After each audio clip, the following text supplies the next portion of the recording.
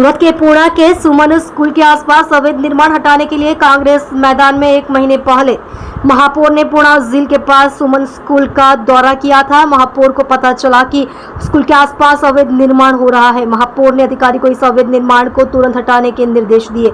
महापौर द्वारा 1 महीने पहले अधिकारी को इस बारे में सूचित करने के बावजूद आज तक कोई कार्यवाही नहीं की गई। अगर अधिकारियों को महापौर की बात पर विश्वास नहीं है तो उन्हें इस्तीफा दे देना चाहिए। कांग्रेस पूर्णा झील के पास अवैध निर्माण हटाने के बजाय निर्माण कार्य बढ़ता ही जा रहा है। आरोप। आप देख रहे हो MPS 24 लाइव न्यूज चैनल, संपादक पारसमल प्रजापति के साथ।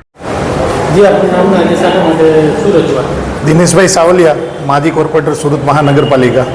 આજ રોજ મેયરશ્રીને એક રજૂઆત કરવા માટે આવેલા કે જ્યારે આજથી 3 મહિના પહેલાં મેયરશ્રી પોતે પૂણામાં એક રાઉન્ડ લીધેલો અને ત્યાં પૂણા તળાવની બાજુમાં એક સુમન સ્કૂલ બની રહી છે અને ત્યાં ગેરકાયદેસર રીતે જે ઇન્ડસ્ટ્રીયલ કોમર્શિયલ બાંધકામો થઈ રહ્યા છે, મેયરશ્રીએ પોતે આદેશ આપેલા કે આને તાત્કાલિક દૂર કરવામાં આવે।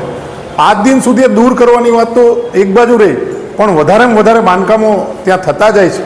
એટલે અમે મેયરશ્રીને યાદ કરાવવા માટે પણ આવ્યા છીએ અને આ સુરત મહાનગરપાલિકાનું તંત્ર જાણે ભ્રષ્ટાચારનો અડ્ડો બની ગયો એવું લાગી રહ્યું છે અને સુરત મહાનગરપાલિકાના માન્ય કમિશનરશ્રીને પણ અમે કહીએ છીએ કે કાં તો આપ આ ભ્રષ્ટાચારના ભાગીદાર બની ગયા છો અથવા તો આપનું કંઈ ચાલતું નથી, તો નૈતિકતાના ધોરણે આપણે તાત્કાલિક રાજીનામું આપી દેવું જોઈએ।